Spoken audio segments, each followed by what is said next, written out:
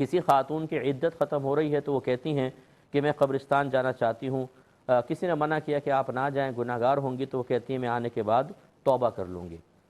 دیکھیں پہلی بات تو یہ کہ ایک خیال یہ غلط ہے کہ عدت کے بعد کہیں جانا چاہیے، اس کو لازم سمجھنا، جیسے بعض کہتے ہیں کہ جی عدت ختم ہوئی تو بھائی کے گھر جائیں پہلے، وہاں سے جوڑا لے کر واپس آئیں۔ یہ عورتوں نے کمائی کے دھندے بنا رکھے ہیں اپنے پاس سے، مطلب یہ مسائل بنا کر، اور ان کو باقاعدہ خاندانی رسم و رواج بنا کر اپنے بچوں کو اصل دین سے دور کر کے اس طرح کی خرافات میں مبتلا کرنا، یہ اکثر عورتوں کی عادت میں نے شامل دیکھا ہے۔ یاد رکھیں اس طرح کی خرافات کو لازم اور ملزوم بنا دینا یہ گناہ شدید ہے، یہ بدعت ہے، اس طرح کے معاملات ہرگز نہ کیے جائیں۔ ہاں مطلب یہ کہ اگر عورت فارغ ہو کے ویسے ہی مطلب جیسے گھر میں رہتے رہتے پریشان ہو جاتی ہے، باپردہ طریقے سے شرعی تقاضوں کو پورا کرتے ہوئے بھائی وغیرہ کے گھر جائے، وہ الگ بات ہے، لیکن رسم بنانا، اس کو لازم سمجھنا، پھر بھائی سے جوڑا بھی وصول کرنا، یہ سب خرافات غلط ہیں۔ اچھا ایک تو بات یہ کہ گھر میں رہنا چاہیے، اسی طرح اگر قبرستان جانے کو رسم سمجھیں کہ ضروری ہوتا ہے، غلط ہے۔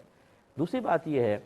کہ عورت کا مطلقاً قبرستان جانا منع نہیں ہے۔ جس نے ان کو مطلقاً یہ کہہ دیا کہ تم قبرستان جاؤ گی تو گناہ گار ہوگی، وہ خود گناہ گار ہے۔ غلط مسئلہ ہرگز نہ بتایا جائے، عورت قبرستان جا سکتی ہے، ہم نے بارہا یہ مسئلہ بتایا،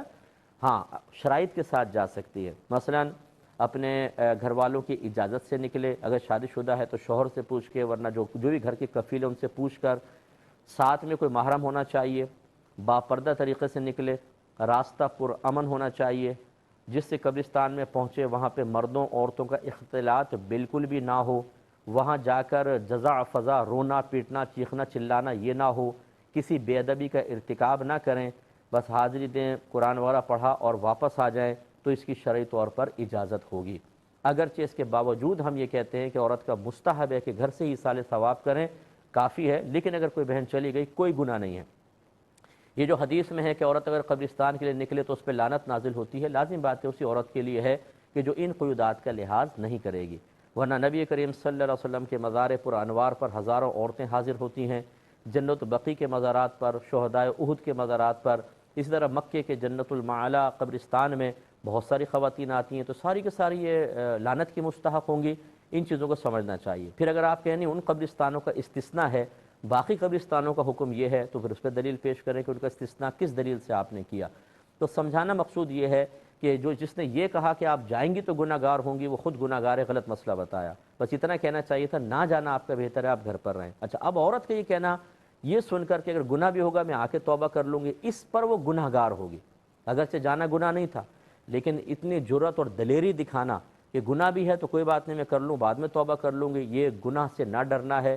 گناہ سے نہ ڈرنے کا مطلب اللہ کے عذاب سے نہ ڈرنا ہے، اسے معمولی حقیر سمجھنا ہے، اس پر وہ گناہ گار ہوں۔ انہیں تو خود سوچنا چاہیے، اگر میری بہن وہ سن رہی ہیں، کہ عبرت اور نصیحت حاصل کریں۔ ایک شخص مر کر یا کوئی بھی جو آپ کا رشتہ دار قبر میں پہنچ گیا، اس کی نیکیوں کا سلسلہ منقطع ہو گیا، جو گناہوں سمیت چلا گیا تو اب توبہ بھی نہیں کر سکتا، آپ ہی کا اب محتاج ہے کہ آپ اس کو ایصال ثواب کریں، دعائے بخشش و مغفرت کریں تو شاید اس کی مغفرت ہو۔ اس سے تو عبرت حاصل کرنی چاہیے، نہ کہ بالکل موت کو فراموش کر کے اور اس طرح کی بے خوفی کا مظاہرہ کرنا کہ جی ٹھیک ہے گناہ ہے تو آ کے توبہ کر لوں گی۔ لگتا ہے کہ کوئی نصیحت حاصل کرنے کی توفیق حاصل نہیں ہوئی ہے۔